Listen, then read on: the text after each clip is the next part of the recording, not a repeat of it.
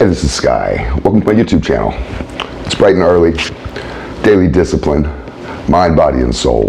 This is how we get through. Sunday, let's jump right into our study group for warriors, for my hardcore heads. If anybody out there wants coaching or mentoring, go to my website, skyazrael.com. I always put the link below. Let's just jump into it. I'll start from the end and we'll go to the beginning.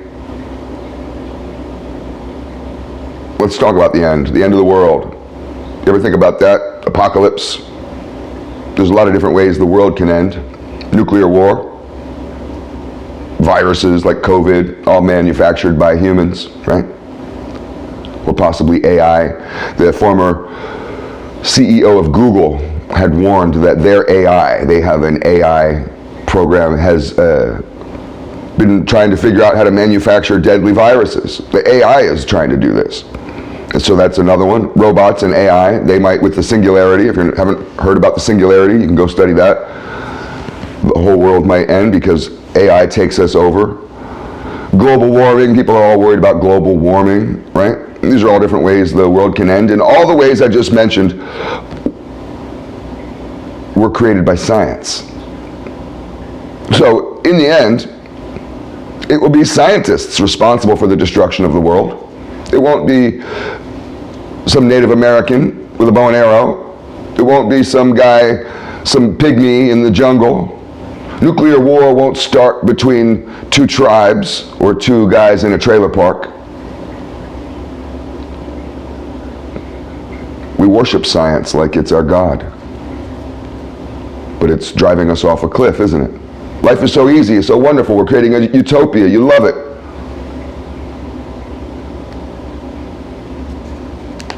Let's move on. Let's talk about falling in love with a fantasy. Have you ever done that?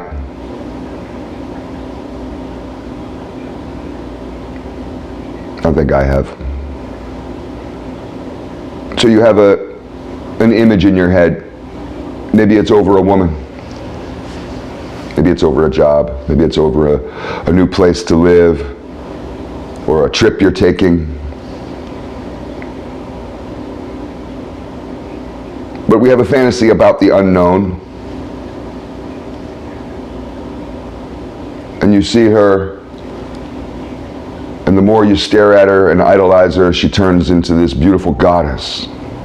She's just some half-cute chick that you noticed at first, but the more and more you've dreamed about her and fantasized about her, fantasized about what she looks like naked and what she's going to be like when she's cuddling with you after sex and telling you she loves you.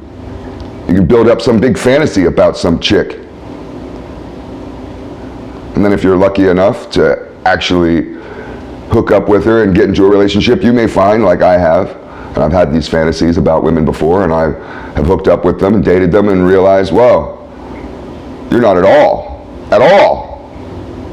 what I fantasized about. We project our own image onto reality, this ideal, this fantasy, we project it onto reality. And I think it's a common way that people meet the unknown. I mean, we do this when we're setting goals. You set a goal, you imagine a life. I want to start a business, and you imagine making money and having a location, a property, and whatever else that you put into that fantasy of the end game of what it would be like to be a successful business owner. And that's all just a fantasy. It's not happened yet. It may not happen. And then you work slowly towards that goal, towards that fantasy, right? This is how we move forward in the world. But projecting that fantasy onto reality and then getting lost in the fantasy is the problem. We want to be able to continually switch our position. Dual positioning, as they talk about in physics, to be able to switch from the experiencer, from point of view, looking through your own eyes, to the observer, where you step slightly outside yourself, even in the moment, as you're experiencing, to be able to just quickly step out of yourself and see the bigger picture. And if you can move forward continually, switching position, getting a point on the horizon, being the experiencer, going through what it takes to get there, through the valley of the shadow of death, but every once in a while, running up a hill to see that layout of the land so you can stay on course or possibly redirect.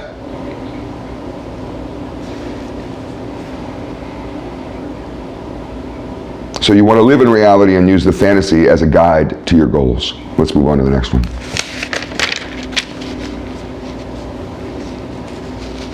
Here's a way to set yourself above others in your office.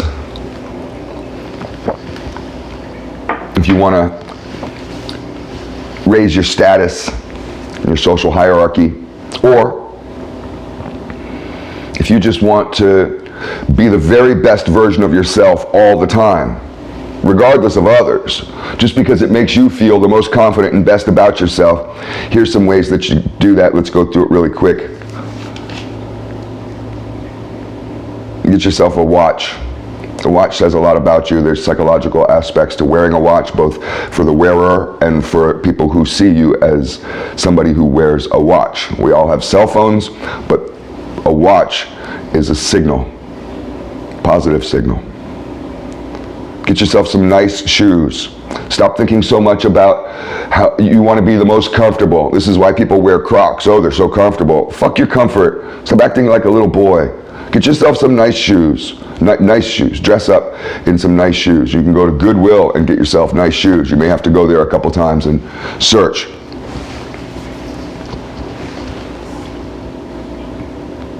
Invest in some belts. Get a couple different belts. Nice belts. Get yourself some nice jackets. Think about sport coats. I love sport coats, but you can also have some country jackets. There's a city look and a country look. So leather jackets, suede jackets, different materials are good. Get yourself a selection of jackets. We're in jacket season. Invest in some good socks. Not just tube socks. Get yourself some nice Argyles. Go get yourself some fun socks with some fun patterns, some different colors to match up your game. Little accessories like this, they make you. They add to your image, to your style. And your style isn't just fashion. Fashion is for losers. Fashion is feminine. Fashion is weak. Fashion is weird. Fashion is walking on a runway like some queer in some crazy outfit. Style is who you are. Get yourself a good cologne.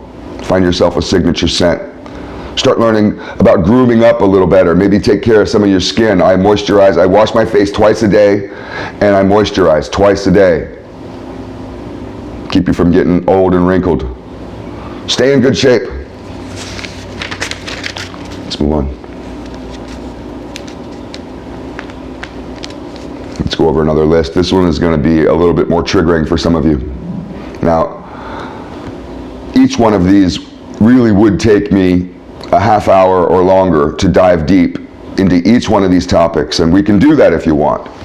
But these are some of the things that I've studied over the week, and I was challenging existing belief systems within myself and within society. Now, that doesn't mean that the existing belief is wrong. It just means that I was challenging it in order to understand it better. So the first one is postmodernist theory, and I'm coming to the conclusions that postmodernist theory is wrong. It's wrong.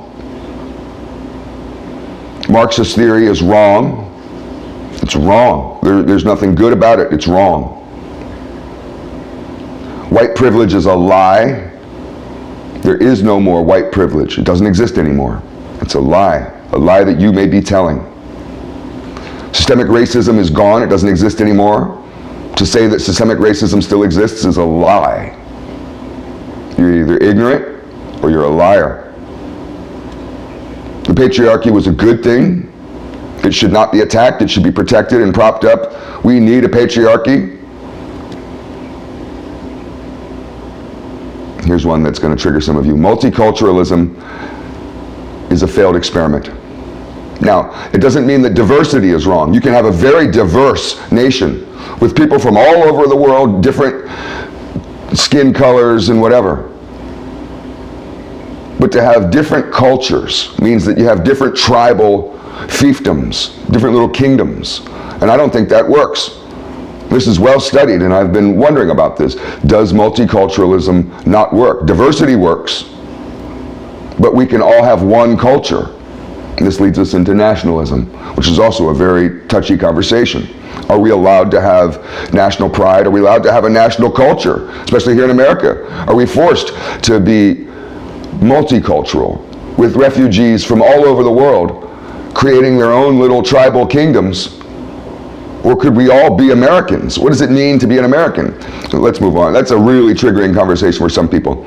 Colonialism, here's another one, very triggering, very upsetting to some people. And I've been studying both the positive and negative aspects of colonialism, and we all have studied the negative sides of colonialism since we were in high school. In fact, in high school history class, that's really all they teach you. So I've been studying the positive aspects of colonialism, like our legal system. And someone was just telling me the other day, as I said, well, the colonialism kind of destroyed the Native Americans, and he gave me a history of Native Americans, which I had to look up, of their savagery and how we created laws and stopped beheadings and village rapes and all kinds of really, really awful behavior through colonization. And then we instituted laws, built roads, built schools, built hospitals, and we love those things. So as you're bashing Western civilization and colonialism as the greatest evil, remember the hospital, the police station, the courthouse, the paved roads, all these various things that was brought to us. And the final one that I was studying, which is very controversial, I admit these are controversial points, is racism. Racism appears to only exist in this modern day and age for extremists. Your average person doesn't seem to experience racism. They have to be indoctrinated into it. And then they see the world through a filter of race. And I've met neo-Nazi skinheads, guys with swastikas tattooed all over their faces, and they absolutely see through a filter of race. And if you get brainwashed enough into these ideologies, that's all you see when you're watching TV or driving down the road. It's all you see is race. So it's a manipulation, it's a distortion.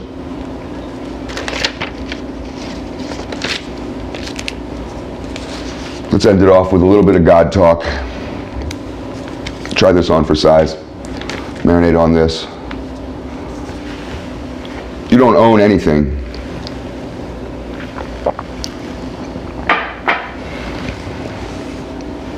Anything that you own will be taken.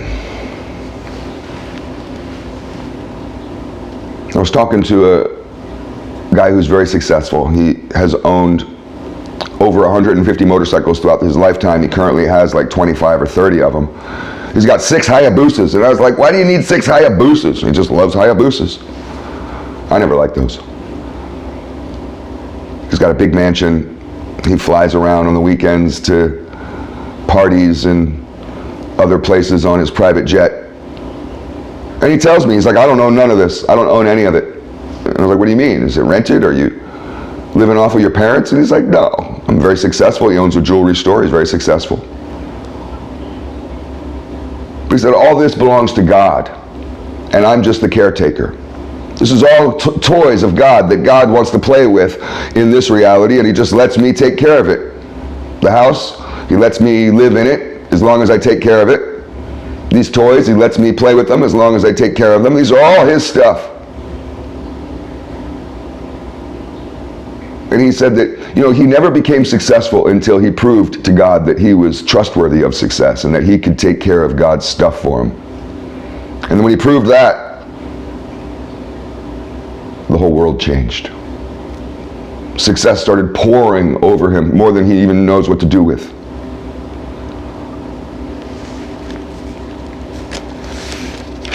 Here's another one. We got any time? We'll do one more.